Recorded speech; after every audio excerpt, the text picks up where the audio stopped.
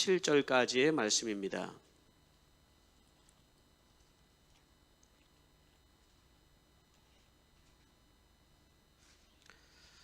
요한복음 14장 25절부터 27절까지의 말씀 세번역 성경으로 제가 여러분들을 대신하여서 봉독하여 드리도록 하겠습니다.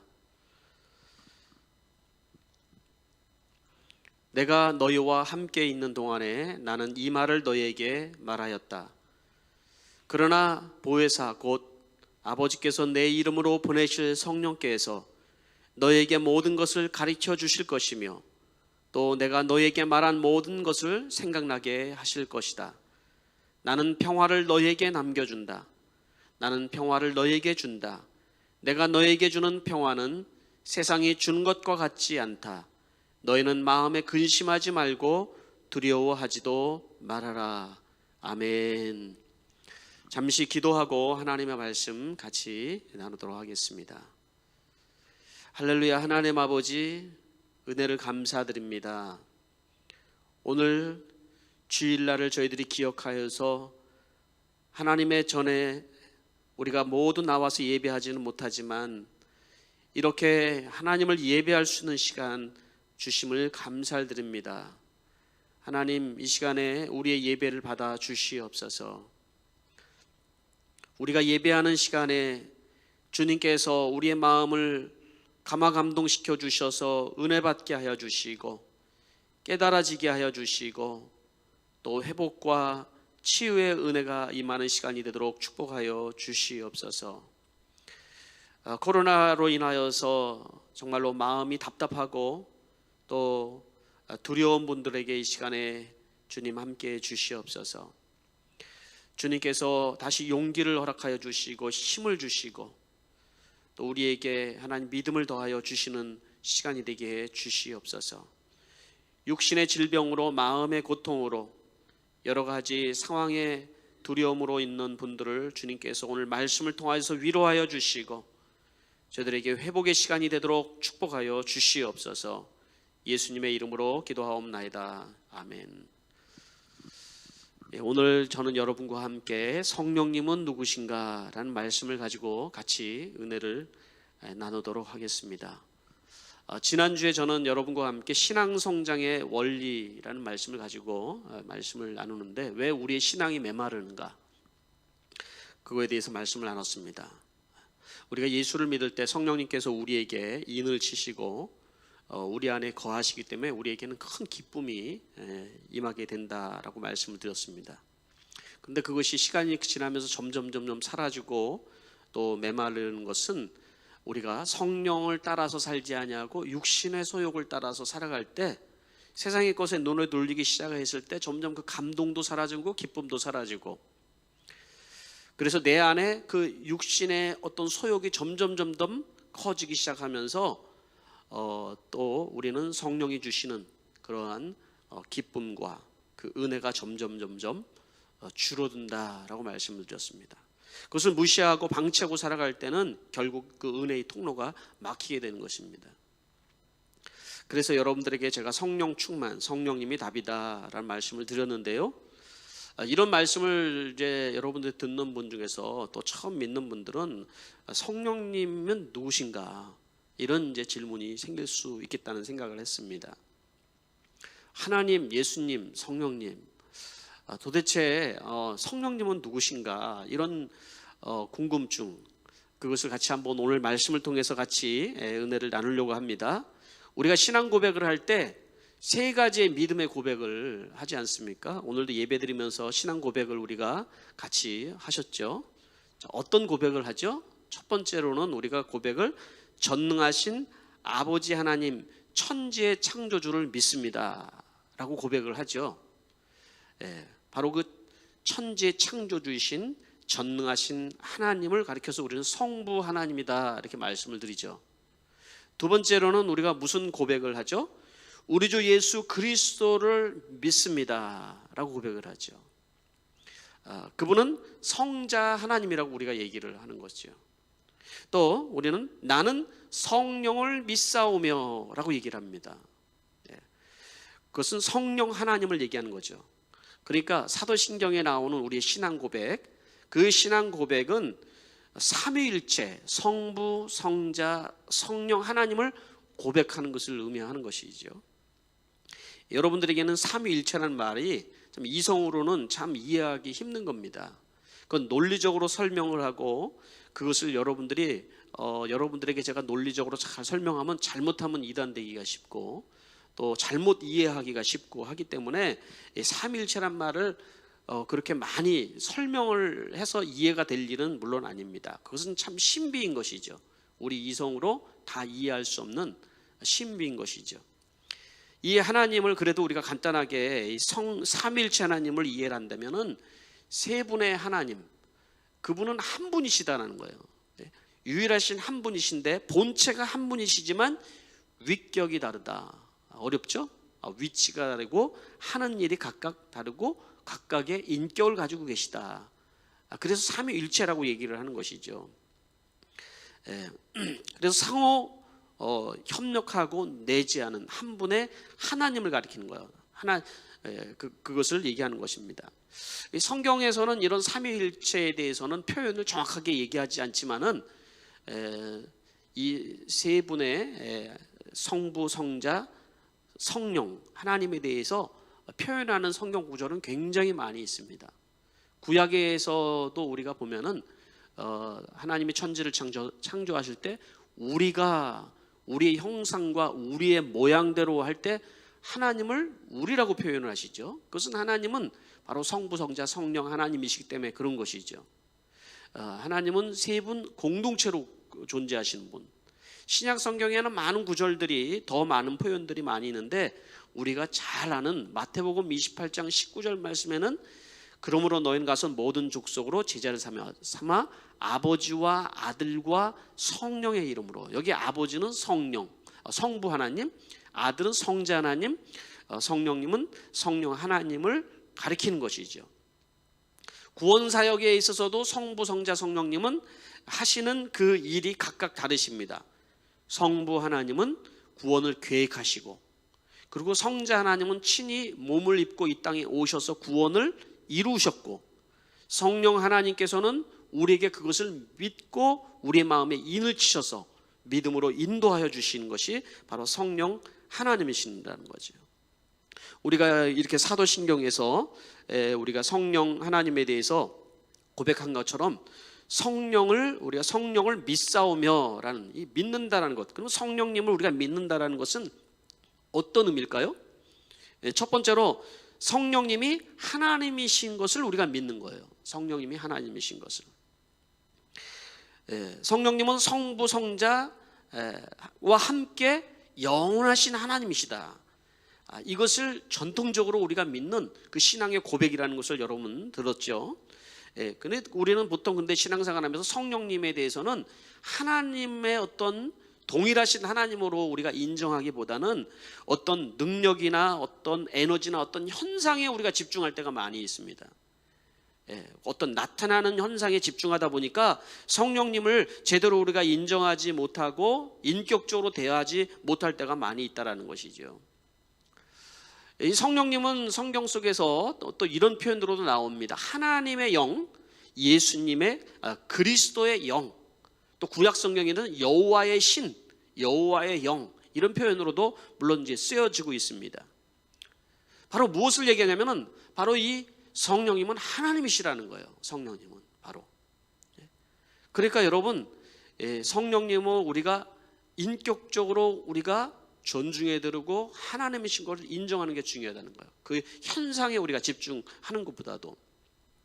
그래서 성령님을 인격을 가지고 계시다. 그분을 환영하고 그분을 우리가 마음속에 모셔드리고 그분으로 인하여서 기뻐하고 그러는 것이 우리에게 필요하다는 것이죠. 성령님은 뿐만 아니라 지성을 가지고 계시다는 거예요. 고린도전서 2장 10절에 보면 성령님은 하나님의 깊은 경륜까지도 살피신다. 깊은 생각까지도 살피신다. 그러니까 성령님은 지성을 가지고 계세요. 성령님은 또한 감성을 가지고 계시다라는 거예요. 에베소서 4장 30절 말씀에 보면 이런 말씀이 있죠. 성령을 근심하게 하지 말아라. 이렇게 말씀을 하고 있잖아요. 성령은 근심하기도 한다는 거예요. 그런 감성을 가지고 있다는 거예요. 성령님은 또한 인격과 성품을 가지고 계시다는 거예요.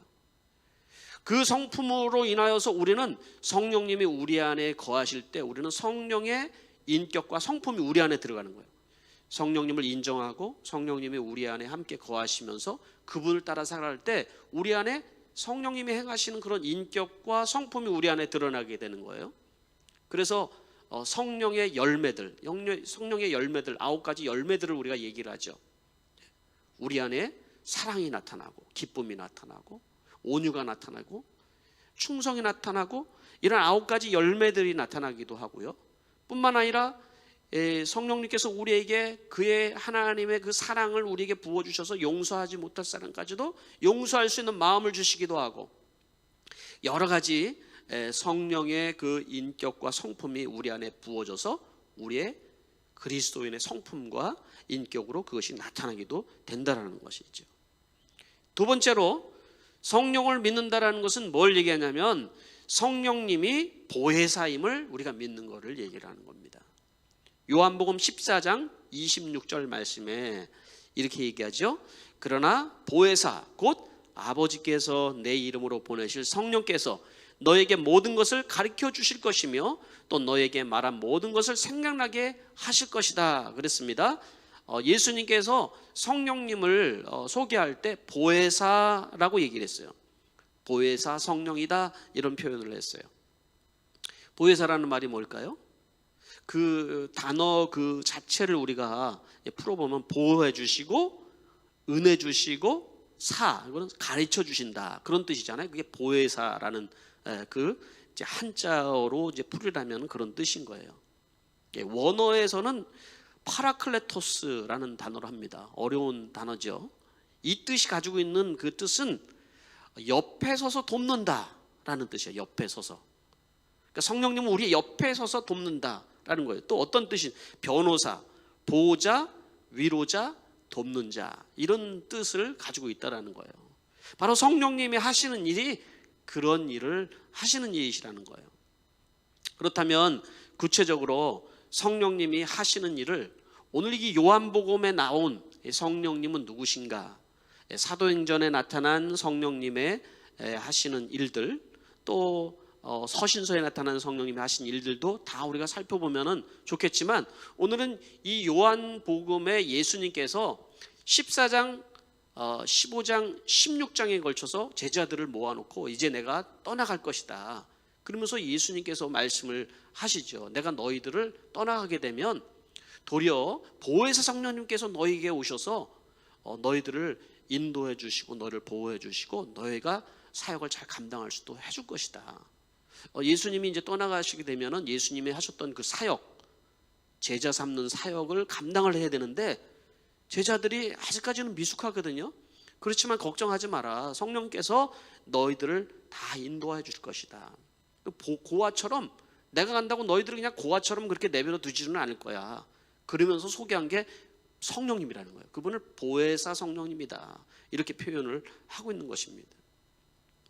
예수님이 생각하실 때 예수님이 떠나가고 나셔서 제자들에게 가장 필요한 것이 무엇인지 이 14, 15, 16장에 걸쳐서 계속 설명을 하고 계시는 거예요. 그분이 성령님이다. 그 얘기는 이 땅에 우리가 믿음을 가지고 살아가는 모든 성도님들 그리고 제자로서 살아가는 모든 사람들에게 가장 필요한 것은 뭐냐면 바로 성령님이 함께 하시는 것이다. 이 얘기를 해주고 있는 것입니다. 자, 그러면 이 말씀 속에서 바로 이 보혜사 성령님 그분께서 하시는 일을 우리가 다시 한번 구체적으로 한번 살펴보도록 하겠습니다. 성령님은 어떤 일을 하시는가요? 첫 번째로 성령님께서는 영원히 함께 하시면서 도우신다라고 얘기를 했어요. 요한복음 14장 18절 말씀을 다시 이렇게 우리가 14장 16절 말씀과 18절을 한번 읽어보도록 하겠습니다. 아버지께서 다른 보혜사를 너에게 보내셔서 영원히 함께 계시게 하실 것이다 말씀하죠. 또 18절에는 나는 너희를 고아처럼 버려두지 아니하고 너에게 다시 오겠다 말씀을 하죠. 내가 보혜사를 너에게 분명히 보내주겠다 약속하시는 거예요. 너희를 고아처럼 내버려 두지 않냐고. 그리고 또 어떻게 한다고요? 다시 또 오시겠다고 말씀하셨어요. 이 제자들에게, 이 두려워하고 불안해하는 제자들에게 이렇게 말씀하셨는 거예요. 이 보혜사 성령님은 제자들을 고아처럼 내버려 두지 않는다. 여러분들을 고아처럼 내버려 두지 아니하고 함께하여 주시는 분이라는 거예요. 근데 함께, 잠깐만 함께하는 것이 아니라 뭐라고요? 영원히 함께하실 것이다 라고 약속하셨다는 거예요. 영원히. 그거 우리가 믿는 거예요. 보혜사 성령께서는 우리와 영원히 함께하신다. 여러분, 고아의 특징이 뭘까요? 고아의 특징? 고아의 특징은, 고아가 이렇게 또 어떻게 잘한다고 해도 누군가 어디 뭐 학교를 가거나 인도해 줄 사람이 없다라는 거예요. 인도해 줄 사람이. 또 고아의 특징은 뭐예요? 고아는 누군가가 울타리가 되어줄 사람이 없는 거예요. 울타리가 되어주지 않고. 또 고아는요, 사실은 자기가 돌아갈 집이 마땅치가 않아요. 고아는 스스로 알아서 그렇게 살아가야 되는 거예요. 그게 고아의 특징이거든요. 근데 내가 너희를 고아처럼 내버려 두지 않을 거야. 보혜사 성령님이 너에게 함께하여 주실 거야. 여러분, 이 시대에 여러분 고아들이 많이 있을까요? 이 시대 고아들은 그렇게 많지는 않겠지만, 여러분 사실 심리학적인 용어에서 심리적인 고아들이 많다는 표현이에요. 심리적인 고아들이. 심리적인 고아들이 뭘까요? 이게 현대인의 문제라는 거예요. 부모도 있고요, 보호하는 사람들도 있지만 심리적으로는 고아 상태로 살아가는 사람들이 많이 있다라는 거예요. 자라는 과정 속에서 부모로부터 보호와 안전과 인도를 제대로 못 받은 상태로 자라는 사람들, 케어를 제대로 받지 못하고, 그래서 심리적으로 너무 항상 외롭고 두렵고 불안하고, 스스로 뭔가를 처리하면서 인생을 살아가야 되는 너무 삶이 버겁고, 그런 상태로 살아가는 심리적인 고아들이 너무 많이 있다라는 거예요, 여러분. 그런 사람들에게 누가 필요하겠어요? 성령님이 필요한 거예요. 예? 아버지 하나님이 필요하신 거예요, 그분들에게. 예? 특히 여러분, 여기 이민자의 땅에 유학 와서 살아가는 그런 사람들, 저도 유학생 생활을 했지만은 특히 가장으로 살아가는 사람들은 마음의 짐이 굉장히 무거워요. 심리적인 그런 고아와 같은 마음을 가지고 살아가는 사람들이 많이 있더라고요. 어떻게 내 앞길을 헤쳐나가야 될지, 무엇을 내가 하면서 살아가야 될지, 그런 어떤 이 마음, 그런 마음, 심리적인 고아와 같은 상태를 가지고 살아가는 사람들이 많이 있다라는 거예요. 여자들도 마찬가지죠, 여러분. 네. 이런 상태에 여러분, 우리에게 필요한 것은 뭐냐면 성령님이 우리 안에 찾아오시는 거라는 거예요. 예수님 말씀하시는 거예요. 그분이 영원히 함께하여 주시고 우리를 인도하여 주신다 말씀하고 있거든요. 심리적인 고아만 있는 것이 아니라요, 여러분, 영적인 고아들도 우리가 있습니다. 영적인 고아라는 것은 뭐냐면요, 예수를 믿지만 하나님과 친밀감을 느끼지 못하는 거예요. 하나님을 아버지로 고백이 잘 안 돼요. 예? 하나님께서는 좀 멀리 계셨다가 그냥 나를 방관하시는 분, 이렇게 쳐다는 보고 계시다가 어느 날 내가 잘못하면 오셔가지고 야단치시고 나를 혼내시는 두려운 분, 이렇게 느껴지는 거예요. 이렇게. 그 나에게는 실제적으로 고난을 당할 때 멀리 뒷짐지고 계시면서 나에게 도움이 안 되시는 그런 분으로 생각을 하는 거예요. 그러다가 예배당에 오면은 그래도 하나님 앞에 기도하고 또 하나님 앞에 또 찬양하고 그러면은 내 옆에 찾아오신다고 생각하는 거예요. 그래서 마치 하나님 앞에 기도하는 것이 구걸하는 것 같은 거예요. 구걸. 그리고 예배당을 났으면은 내가 세상 살아갈 때는 나 혼자 살아가는 거예요. 하나님이 없이, 성령님이 없이 나 혼자 살아가는 거예요. 내가 내 힘으로 처리하고 내가 하고 싶은 대로 살아가고. 그 뭐예요? 고아예요. 고아. 근데 하나님이 뭐라고 그랬어요? 하나님이 내가 너와 항상 함께한다 라고 말씀하시거든요. 그게 성령 하나님이라는 거예요. 성령 하나님. 여러분이 어떤 일을 하든지 간에, 여러분이 예배드리는 이 시간에 뿐만 아니라 여러분이 일하는 동안에도, 여러분들이 심지어 잠자는 시간에도, 여러분들이 화장실에 있는 순간에도 하나님께서, 바로 그 성령 하나님이 여러분과 함께 하신다라는 거예요. 예? 영적인 고아 상태를 벗어나길 바랍니다, 여러분. 네?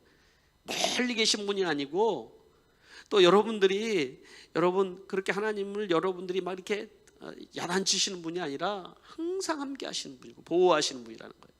사도행전 17장에 볼까요? 사도행전 17장에 보면은 이렇게 말씀을 하고 계시죠. 하나님은 우리 각 사람에게 멀리 떨어져 계시지 않습니다. 우리는 하나님의 자녀이다 하고 말한 바와 같이 우리는 하나님 안에서 살고 움직이고 존재하고 있습니다. 여러분, 이런 말씀이 있다고요. 예? 어떻게 계신다고요? 하나님이 멀리 떨어져 계신 것이 아니라 우리가 하나님의 자녀라고 하잖아요. 근데 하나님 안에서 우리가 살고 움직이고 존재한다는 거예요. 그렇게 함께 하시는 분이 바로 성령님 하나님이시라고 얘기를 하는 거예요. 그래서 갈라디아서 4장 6절 말씀에는 이렇게 여러분은 자녀이므로 하나님께서 그 아들의 영을 우리의 마음에 보내주셔서 우리가 하나님을 아빠 아버지라고 부를 수 있게 하셨습니다. 그렇게 얘기하는 거예요. 하나님을 아빠 아버지라고 부를 수 있도록 하셨다라는 거예요. 얼마나 친근하고 얼마나 여러분 부드러운 표현입니까 여러분.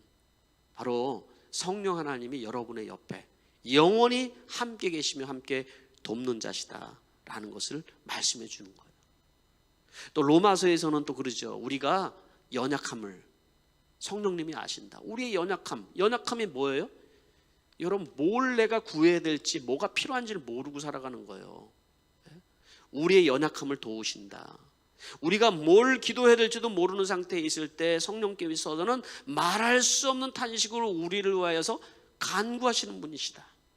그래서 내가 기도가 안 나와. 얻을 때 기도를 뭘 기도해야 될지 모르게 연약한 거예요. 네? 주여라고만 해도 성령께서 우리보다 더 말할 수 없는 탄식으로 우리를 대신해서 기도하고 있다는 거예요. 그게 바로 성령님이시다. 두 번째로는요, 성령님은 어떤 분이시냐? 진리 가운데로 인도하시는 분이다 라고 얘기를 했어요. 요한복음 14장 17절 말씀, 예수님이 뭐라고 말씀하셨나요? 그는 진리의 영이다. 세상은 그를 보지 못하고 알지도 못하므로 그를 맞아들일 수 없다. 그러나 너희는 그를 안다. 그것은 너희와 함께 계시고 또 너희 안에 계실 것이기 때문이다. 그 성령님은 멀리 계신 게 아니라 어디에 계신다고요? 너희 안에 거하시고 너희와 함께하는 분이라고 얘기를 했죠. 그러면서 우리를 진리의 영이신 그분이 진리로 인도하여 주신다. 그분을 진리의 영이라고 여기 표현을 하고 있잖아요. 진리로 인도하기 때문에 진리의 영이라고 표현하는 거예요. 세상 사람들은 이해하지 못한다. 세상 사람들 눈이 있어도 이해가지 못하고 귀가 있어도 여러분 듣지 못하는 것이 세상 사람들 뭘까요? 그게 예수님이 누구신지, 복음이 무엇인지, 하나님 나라가 무엇인지를 알 수가 없다라는 거예요. 이 세상은 정말 시시각각으로 변하는 그런 세상 속에서 우리는 혼돈 속에 사람들은 살아갑니다. 뭘 믿어야 될지, 무엇을 따라가야 될지, 무엇을 선택해야 될지 날마다 혼돈과 방황 속에서 고민하고 고통하면서 그렇게 살아가고 있지만은, 그러나 성령께서는 우리가 무엇이 진리인지 알려주시고 우리가 가야 될 길을 알려주시고 우리가 해야 될 것을 알려주신다는 거예요. 특별히 여기서 얘기하는 그 진리라는 것은 바로 예수 그리스도로 인하여서 우리에게 구원받도록 하여 주신다는 것을 진리라고 표현을 하고 있는 거예요. 고린도서 12장 2절 말씀에 그래서 성령을 힘입지 않고서는 아무도 예수님을 주님이라고 말할 수 없습니다 라고 얘기를 하는 거예요. 아무도. 성령님이 여러분들에게 주님께서는 나의 구세주이시고 주님이십니다, 이런 고백을 성령님께서 우리에게 도와주셔서 할 수 있도록 하여 주신다는 거죠. 요한복음 3장 5절 말씀은 이렇게 얘기했죠. 내가 진정으로 너에게 말한다. 물과 성령으로 거듭나지 않으면 하나님의 나라가 들어갈 수 없다. 물과 성령으로 거듭난다. 저는 이 표현을 물 같은 성령이다 이렇게 표현을 하는 것이 좀 합당하다는 생각을 해요. 성령님으로 거듭나야 된다는 거예요. 예수를 믿는 것도 우리가 성령으로 거듭나는 거예요. 여러분, 성령으로 인치신다, 거듭난다 같은 말이거든요. 내가 막 믿고 싶어서 막 믿는다 하지만은 어느 순간에 믿음이 가짜인 것이 드러나는 거 있어요. 그래서 성령으로 거듭나서 믿어진 것이 아니기 때문에 그래요. 성령으로 우리가 믿는 거예요. 믿음은 성령께서. 그 믿음이 우리에게는 너무나도 중요하다는 거죠. 그래서 성령께서는 우리를 진리로 계속해서 인도하여 주시고, 예수님이 진리야, 예수님이 너의 주님이시야, 잊지 마, 이것을 잊으면 안 돼 하고 그냥 그것으로 끝나는 것이 아니라 계속해서 천국 가는 그날까지 우리에게 계속 말씀하시고 인도하여 주시고 우리를 보호하여 주시고 그렇게 하신다라는 거예요. 세 번째는 또 뭐라고 말씀하십니까? 가르쳐 주시고 깨닫게 하시는 분이라는 거예요. 성령님이 하시는 일을 우리를 가르쳐 주시고 깨닫게 해 주신다. 요한복음 14장 26절 말씀, 다시 한번 우리 이 말씀을 아까도 읽었지만 같이 한번 읽어보겠습니다. 시작. 그러나 보혜사 곧 아버지께서 내 이름으로 보내실 성령께서 너에게 모든 것을 가르쳐 주실 것이며 또 너에게 말한 모든 것을 생각나게 하실 것이다 라고 말씀하셨습니다. 이 보혜사 성령님께서는 우리를 보호하시고 인도하시는 것뿐만 아니라 가르쳐 주시고 깨닫게 하신다는 거예요. 얼마나 여러분 친밀하십니까? 그분이 우리에게 가르쳐 주신대요.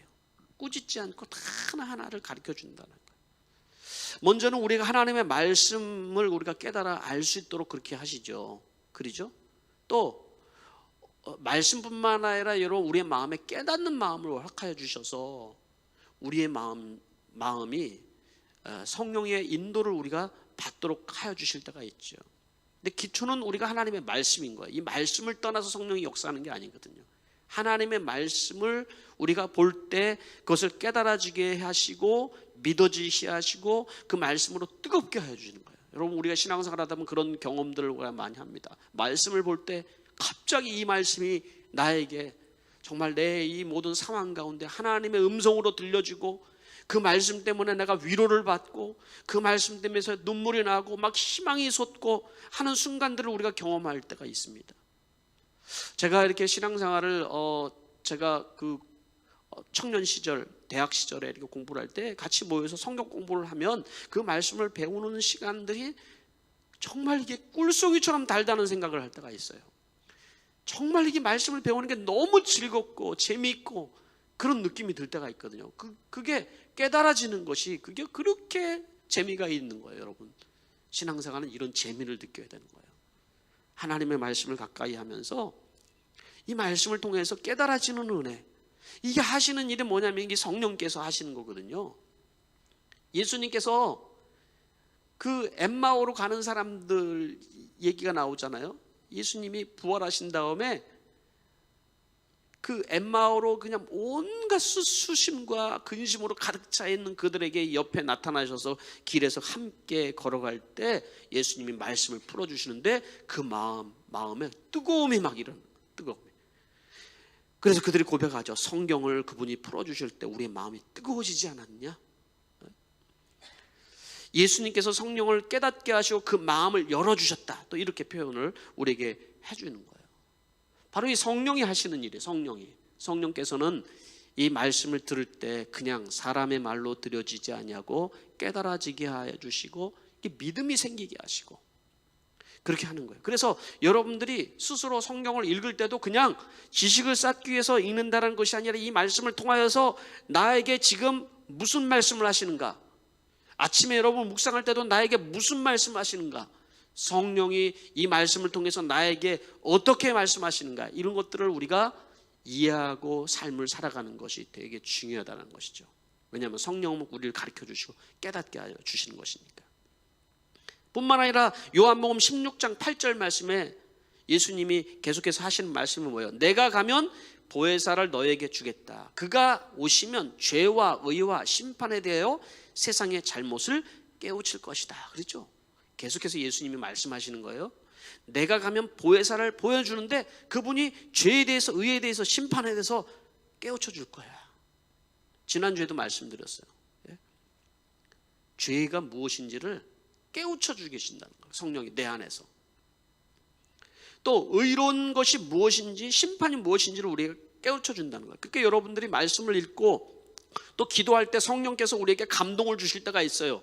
그러면 그 감동이 하나님이 주시고 성령이 주신 걸 그대로 따라가면 여러분이 승리하는 삶을 살아갈 수 있는 거예요.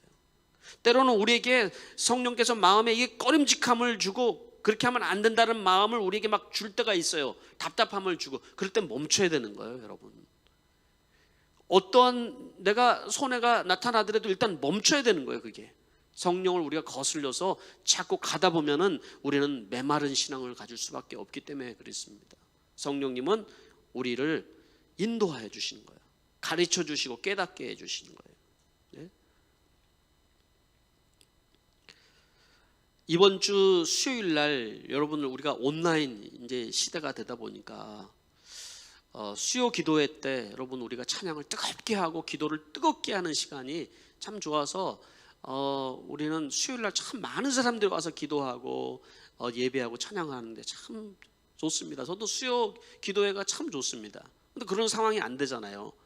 그래서 더 아무래도 말씀을 깊이 듣고 그런 시간이 우리에게 필요한데, 그래서 제가 생각하다가 한국에 뭐 유명하신 분들 이런 분을 초대하는 것도 좋지만 이미 간증으로 검증이 된 그런 분들을 선정해서 우리가 같이 듣는 시간을 가졌는데 지난주도 참 은혜로웠어요.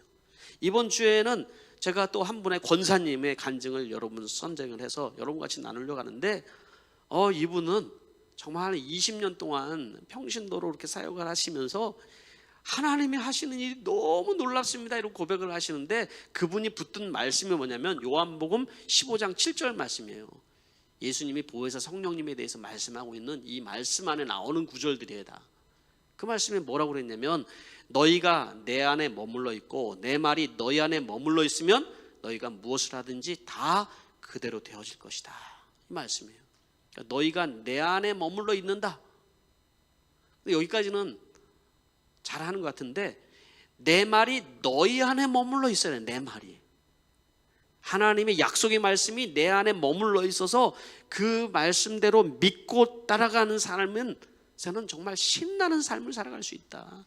기적 같은 삶을 살아갈 수 있다. 능력의 삶을 살아갈 수 있다. 이거를 20년 동안 그분이 살아가면서 경험한 거를 나누는데 저는 이 간증을 듣는데 가슴이 뜨거워지는 거예요. 제가 두 번째 듣거든요. 기대하시기 바랍니다. 그분이 바로 약속하신 성령님이시 하시는 일들이라는 것입니다. 네 번째는 마지막으로 우리가 성령님이 어떤 일을 하시냐면은 세상이 할 수 없는 평안을 주시는 분이다라는 거예요. 요한복음 14장 27절 같이 한번 읽어봅시다. 시작. 나는 평화를 너에게 남겨준다. 나는 내 평화를 너에게 준다. 내가 너에게 주는 평화는 세상이 주는 것과 같지 않다.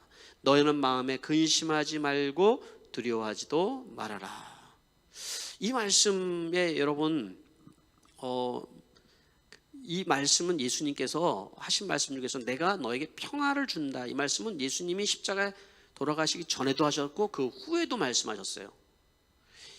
요한은 이것을 그 전과 후에 계속해서 성령님과 더불어서 말씀을 하셨는데 부활 후에는 제자들이 두려웠어요. 예수님이 돌아가신 데 문을 꼭 걸어 잠그고 두려웠죠. 그 전에는 예수님이 떠나간다니까 또 두려웠어요. 사람은 그런 존재인 거예요. 두려워하는 존재, 불안해하는 존재, 그런 거잖아요. 그 심령을 너무나도 잘 아셨어요, 예수님께서.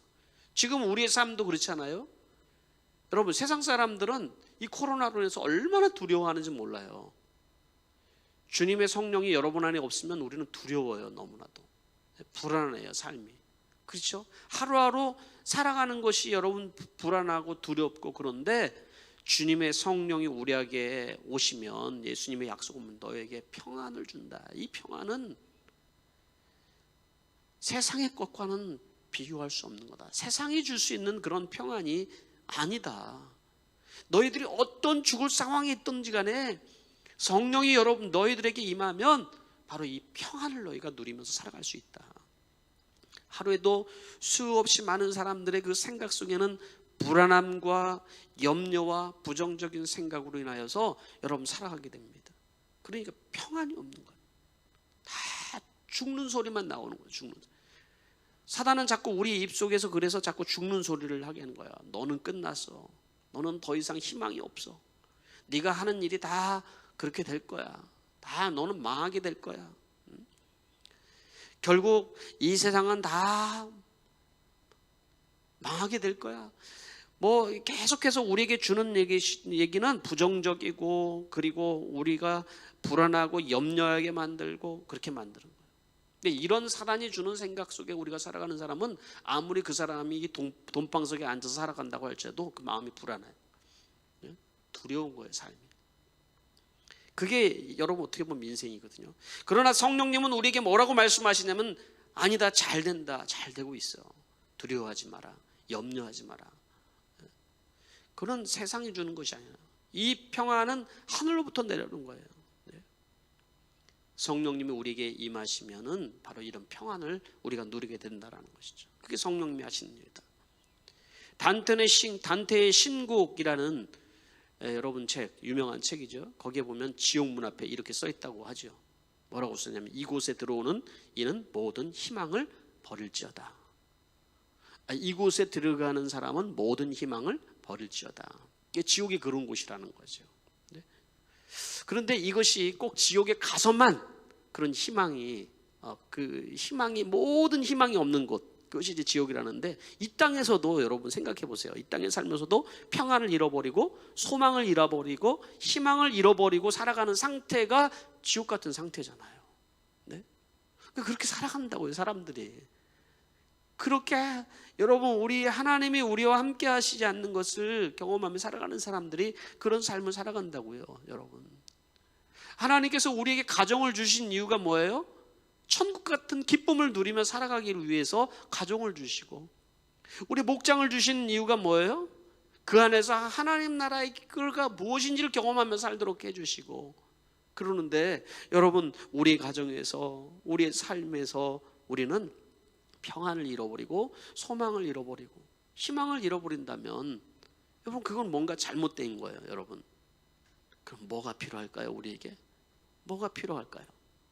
성령님이 필요하다고요. 우리에게 필요한 것은, 지금 여러분 우리의 모든 상황 속에서 가장 필요한 것은 여러분 돈도 아니고 어떤 환경의 개선도 아니고 어떤 것이 아니라 성령님이 내 안에 찾아오시는 것이라는 거죠. 그게 예수님께서 하신 말씀인 거예요.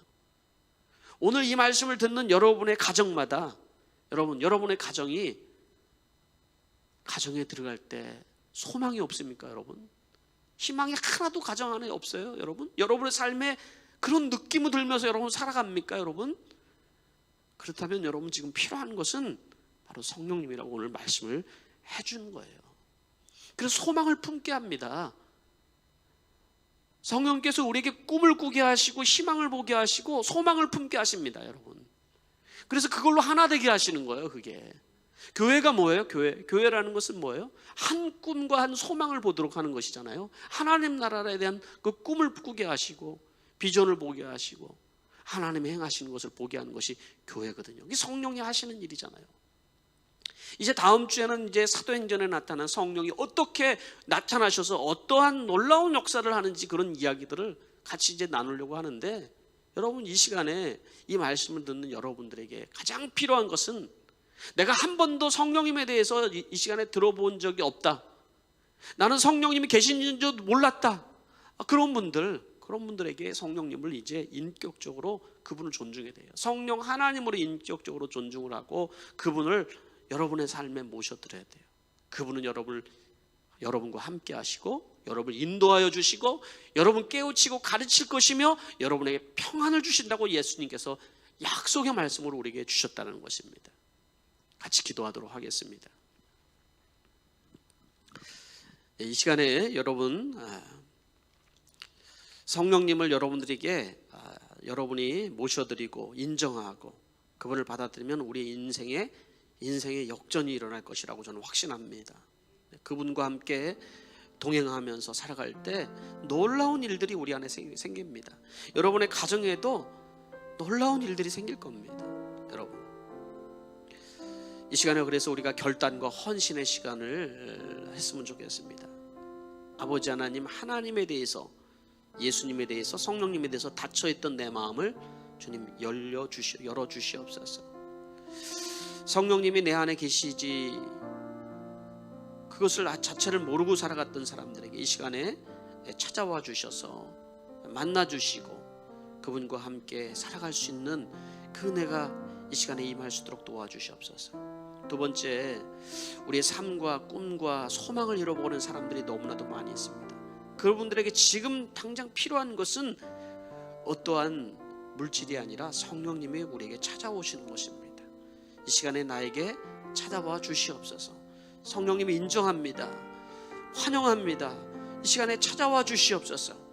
그런 고백과 기도가 여러분들 안에 있게 되길 바랍니다. 이 시간에 우리 함께 기도하겠습니다.